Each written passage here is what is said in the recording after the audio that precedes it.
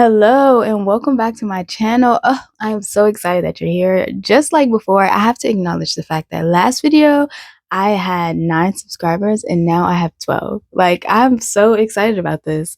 This little growth for me is just really exciting. Okay. Um I'm taking us off topic.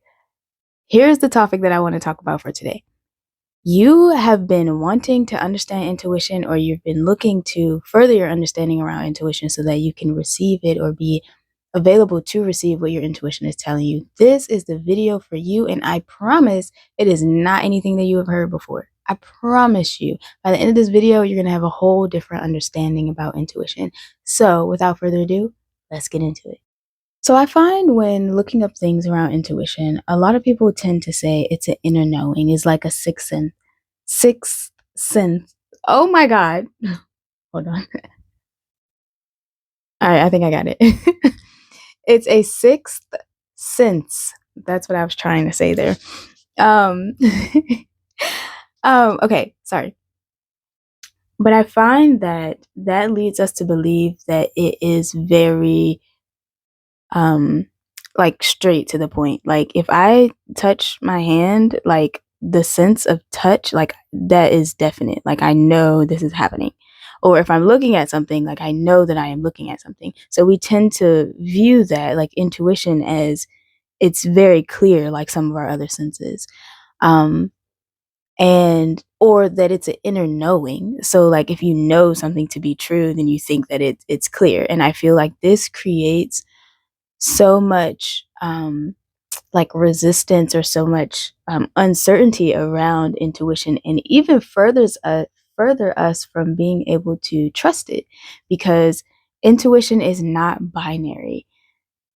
Yes, so let's get into that. With this type of explanation around intuition, it creates some uncertainty, and it kind of leaves us feeling like, well, how do I know? Like, what's my intuition? What's fear? What's, because all of these feelings you feel as strongly, and it can feel as clear as like seeing something. What I've learned through my journey with intuition, and being able to listen to my intuition, is that your intuition is not just a binary yes or no guide. It's a nuanced, complex, personal compass that guides you through growth, lessons, life experiences that's unique to yourself, that's uniquely your own.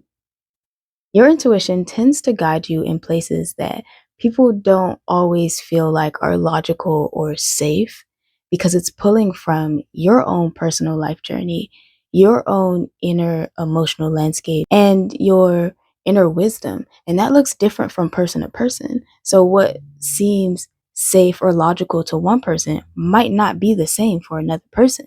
Which brings me to the point of why we even unlearn how to be open to our intuition in the first place. And it's often because of how we're raised in society. Like, we as people have good intentions, but we tend to use what we've learned from our intuition to try to shape what other people could possibly learn from their intuition. And because of this, we may unknowingly project things like fear into other people, and it causes them to not trust their intuition because we're telling them what they're going to learn from their intuition before they even had a chance to learn themselves. And since we are suppressing our inner voice, we start doubting our instincts in favor of other people's judgment. I think the thing to remember about intuition is that it's deeply personal, and that it can lead you to outcomes that nobody ever imagined or expected. And that's uniquely your own. You have to do it in order to gain this experience. Nobody else's experience can give you the experience that you could learn from following your own intuition and not theirs. Intuition is not about leading us through a process that ends in a clear, predetermined goal. It's about leading us through a process of discovery where the journey and the lessons learned along the way is just as important as the destination. That felt like kind of a mouthful. And just to like make sure that my explanation is like really like hammered into there, I have an example for you. So think about if you are taking a child to a playground, right? And you know those little like swirly slides? And the child is having the time of their life going down the slide. And you're just watching them. And they're going down, and about halfway through, they stop and they start looking over the edge, right? And I know some of you guys already feel like this. But then you start feeling like, oh no, I need to stop them. They're going to jump and they're going to get hurt. And holy cow, like I need to stop them right now. But their intuition in that moment is telling them, look over the edge. Do you want to jump? Do you want to jump off? And this can go many of different ways, right? Like your fear could be correct. They could jump, they could get hurt, right? And they never want to do it again. But their intuition could be allowing them to do this, like jump, maybe they get a little scrape on their knee and they try again. And then they start learning resilience, right?